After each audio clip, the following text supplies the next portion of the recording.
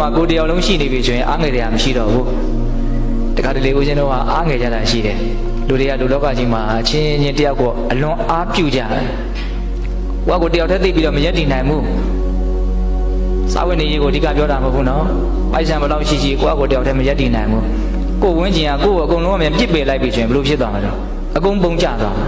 စဉ်းစားကြည့်စိတ်ကူးလေးနဲ့လူတိုင်းကသာငါ့ကိုမုန်းနေပြီလားလို့ဝင်တွေးကြည့်ပါလားရုပ်စာဆုံးကိုမိသားစုကကိုတစ်စက်ကလေးမှအကောင်းမထင်တော့ဘူးလို့မြန်တွေးကြည့်ပါလားဘယ်လိုနေမလို့ခံစားရပြီသူတို့ကကိုအထင်မကြီးတာသူတို့ကကိုအထင်သေးတာသူတို့ကကိုအကောင်းမထင်တာကိုဘာထိခိုက်သွားလို့လဲလို့စဉ်းစားကြည့်ပါလားဘာထိခိုက်သွားတယ်တကယ်ကဘာထိခိုက်ပေါ့သူတို့စိတ်ထဲဖြစ်တဲ့အတွေ့ပဲလေတကယ်ကဒါပေမဲ့ကိုကဘယ်လိုဖြစ်သွားတာ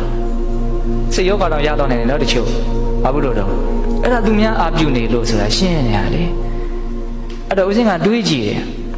ကိုယ့်ဘက်မှာကိုယ်ဆိုတာကြီးအဓိကရှိရင်တော့တိတ်အားငယ်ကြလုံးမယ်မထင်ဘူးလို့ဟုတ်လားကိုကသာတကယ်ကောင်းတဲ့လူတစ်ယောက်ဖြစ်ပါစေငါဟာကောင်းတဲ့လူတစ်ယောက်ဖြစ်တယ်ဆိုတာကိုကိုယ်တိုင်သိကိုသိလိမ့်မယ်အဲ့ဒီအတိကိုသာဦးဇင်းတို့တကယ်စစ်မှန်တဲ့နည်းနဲ့ရအောင်လို့ငါဟာတကယ်ကောင်းတဲ့လူတစ်ယောက်လို့ခိုင်ခိုင်မာမာသိမယ်ဆိုရင်ကိုယ့်ဘက်မှာကိုယ်တစ်ယောက်လုံးရှိနေတယ်အဲ့လိုဆိုရင်သူများမရှိလဲကိစ္စမရှိဘူးသူများရဲ့ကိုယ့်ဘောကောင်းပါတယ်လို့ပြောဆိုလာမဲ့စကားသံတွေကိုမျှော်လင့်စရာအကြောင်းလည်းမရှိဘူးကိုယ်မကောင်းဘူးလို့ပြောမှလားကိုလည်းကြောက်စရာမလိုဘူးပြောရရင်ချီးမွမ်းတဲ့ကိုလည်းမမျှော်လင့်ဘူးကဲ့ရဲ့တဲ့ကိုလည်းမကြောက်ရွံ့ဘူးဟောဆိုသူလုံလောက်နေတယ်မင်းချီးမွမ်းလဲငါဒီတိုင်းပဲမင်းကဲ့ရဲ့လည်းပဲငါမင်းကဲ့ရဲ့တဲ့အတိုင်းမဟုတ်ဘူးငါကောင်းတယ်ဆိုတာသိတယ်ဟောဘလောက်ရှင်းတော့နော်ရက်တည်နိုင်တယ်ဟုတ်လားဒါပေမဲ့ဦးဇင်းတို့မှာအဓိကလိုတာဘာလို့ဆိုတော့ကို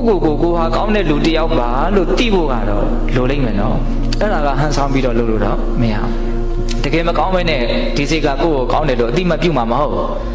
အဲ့တော့ကိုကတကယ်ကောင်းအောင်မလုပ်အောင်မလို့နေနေရတယ်အဲ့လိုတကယ်ကောင်းအောင်နေမယ်ဆိုရင်ဘယ်လိုနေမလို့အကောင်းဆုံးစိတ်နဲ့နေနိုင်မှ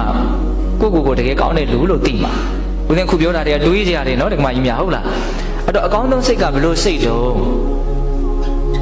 ဒါနနဲ့ရှင်တဲ့စိတ်ရှိတယ်သီလနဲ့ရှင်တဲ့စိတ်ရှိတယ်တည်ငြိမ်မှုနဲ့ရှင်တဲ့စိတ်ရှိတယ်သိမြင်နားလည်မှုနဲ့ရှင်တဲ့စိတ်ရှိတယ်ဒါနသီလသမာဓိပညာ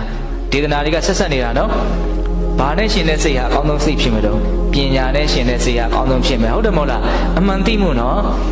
အဲ့တော့လူရင်းပြောရလို့ရှိရင်ဘောဟာမတည်ငြိမ်ဘူးဆိုတဲ့အတိဘောဟာမကောင်းမှုဆိုတဲ့အတိဘောဟာတန်ဖိုးမဲ့တယ်ဆိုတဲ့အတိအနိစ္စဒုက္ခအနတ္တကိုသိတဲ့အတိရောနော်အဲ့ဒီအတိရပါတော့အလွန်ကောင်းတဲ့အတိပဲဟောဆိုအဲ့ဒီအတိရှိလို့ရှိရင်ကိုလည်းမနှိမ့်ချက်ဘူးသူများကိုလည်းမနှိမ့်ချက်ဘူးကိုလည်းမဖြက်စီးဘူးသူများကိုလည်းမဖြက်စီးဘူးဘဝကိုမမောတယ်လို့လည်းမရှိဘူးဖြက်စီးမှလည်းမဟုတ်ဘူးနားလည်မှုအပြည့်အဝရှိတဲ့အတွက်ကြောင့်အဲ့ဒီစိတ်ဟာအလွန်ကောင်းတယ်အလွန်လည်းပဲ